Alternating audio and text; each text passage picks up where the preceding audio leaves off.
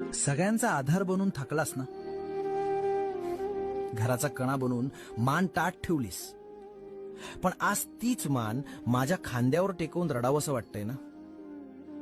जगाला तुझा राग दिसतो, पण मला तुझा थकवा दिसतो. तू कधीच कोणासमोर हात पसरले नाहीस. स्वतःच्या इच्छा मारून तू दुसऱ्यांची स्वप्न पूर्ण केलीस. पण तुझ्यासाठी कोण रे? तुला कोणी विचारलं दमलास का? नाही ना. तुझ्या या दगडासारख्या दिसणाऱ्या शरीराच्या आत एक लहान मूल दडलंय, जे खूप एकटंय. आज तो मुखवटा काढून टाक.